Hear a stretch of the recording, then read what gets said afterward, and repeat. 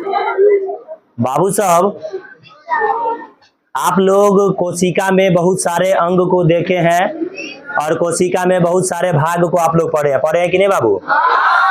लेकिन आज जो हम लोगों का चर्चा का विषय है, आज जिस पर हम लोग देखेंगे वो क्या है जानते हैं? ये आप लोग जो चित्र देखते हैं किस चीज का चित्र है जानते हैं?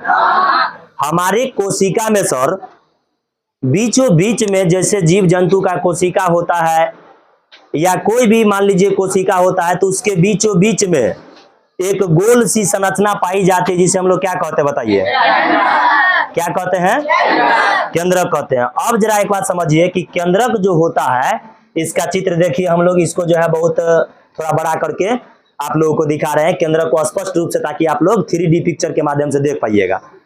अब जरा समझिए, ये जो देख रहे हैं बाबू, ये किस चीज का चित्र है? केंद्रक का चित्र है। अब जरा गौर से आप लोग ध्यान से देखिएगा तो आप कहिएगा सर कि केंद्रक के ये जो बाहर बाहर वाला दिख रहा है ये क्या है भाई?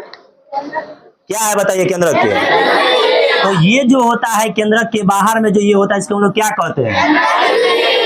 केंद्रक झिल्ली का एक और नाम होता है केंद्रक, या आप इसको केंद्रक झिल्ली कहिए या आप इसको केंद्रक कला कहिए, बात क्या होता है? ठीक बाबू, जब आप लोग केंद्रक झिल्ली को देख लीजिएगा उसके बाद आप लोग ध्यान से देखिएगा तो इसके बीचों बीच में कुछ छिद्र छूटा हुआ है। छूटा हुआ कि नहीं? क्या कहिएगा इसको? केंद्रक छिद्र कहेंगे। ये क्या है? केंद्रक। बताइए कि इस केंद्रक छिद्र के द्वारा क्या होता है?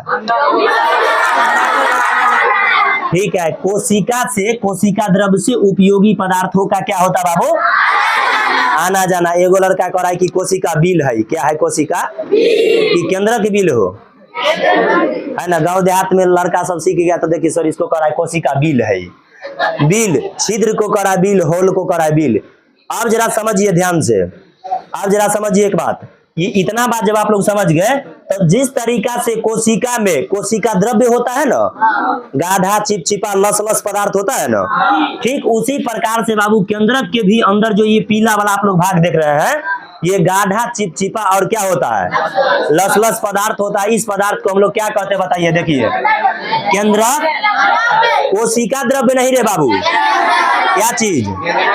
केंद्रक। कोई दिक्कत है ना सर? चल रहा है अभी, रहने दीजिए ना।